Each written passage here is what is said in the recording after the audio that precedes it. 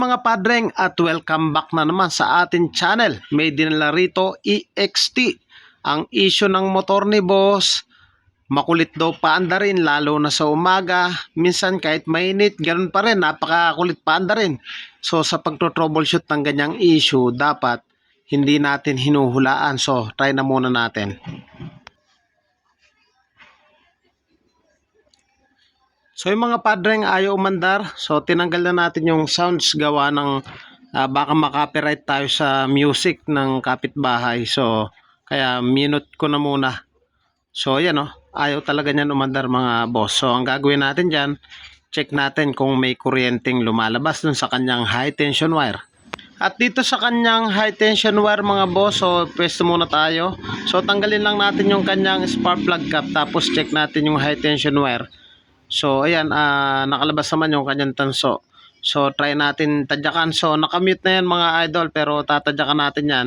Dapat yan maglalabas ng kuryente at least 1 cm. So gamit lang tayo ng long nose para hindi tayo makakuryente in case na meron siyang kuryente. Walang lumalabas mga idol. So yan ang issue niyan kung bakit makulit pa andarin. Minsan daw may kuryente pero marahil yun manipis. So sa pagkakataong yan, walang kuryente lumalabas. So pag ganyan ang issue, ang tatargetin natin yan agad yung kanyang stator. So tatanggalin natin yung kanyang side cover para ma-expose natin yung wiring. So itong EXT na ganito, primary type po sila. Hanapin lang natin yung black na may red. So susuotan lang natin ng wire yon. Dapat yan maglalabas ng kuryente kapag sinipa natin. So tanggalin na muna natin yung socket. So black na may red, suotan lang natin ng kapirasong wire yan para malaman natin kung malakas ang kuryenteng linalabas. So pag mahina, ibig sabihin ay pasunog na rin yan. So pasok na muna natin to. Tapos tadyakan natin. So minute ko na yung kaya hindi nyo na marinig yung sound nung pagtadyak. So gawin nyo lang na parang walis. So yan, tatadyakan natin. Dapat yan magi-spark yan. Kikis-kis natin dito sa body habang tinatadyakan. O dapat maglalabas ng kuryente. So try natin.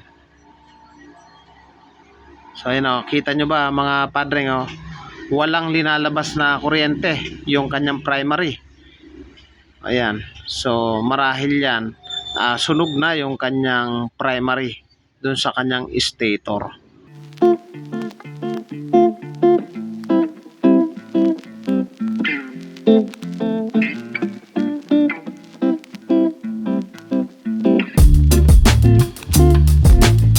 Mga padreng, kung nais nyo magpagawa at taga-Bataan lamang po kayo, pwede po kayong sumadya dito sa ating shop. Dito lamang yan sa Pulo, Hermosa, Bataan, at tabing tulay lang po tayo mismo. Shout out muna sa may-ari nito kay Jerby George ng Florida Blanca, Pampanga. Shout out sa iyo boss.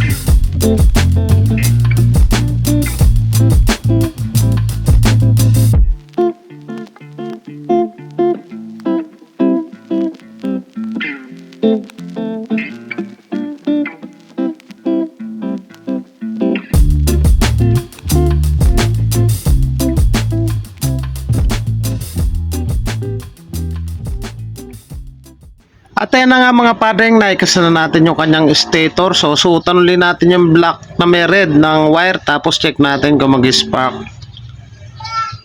Ayan o, meron na siya. Nakikita ba? Meron ng kuryente, siguradong under na yan. So try natin dito sa baba. Medyo hindi ganong kita sa camera mga padreng. So pero napakalakas ng kanyang kuryente. So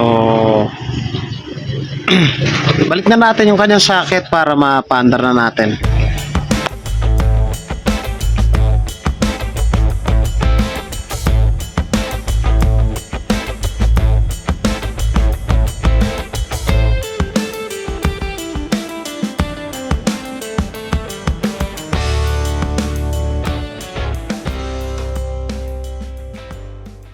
At itry natin mga padreng yung kanyang high tension wire kung naglalabas na ba ito ng kuryente. So yun o, meron no.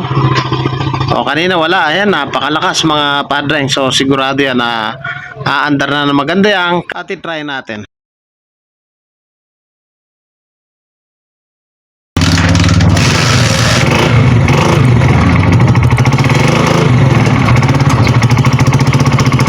Maraming salamat sa walang sawang pagsuporta sa ating channel mga padreng.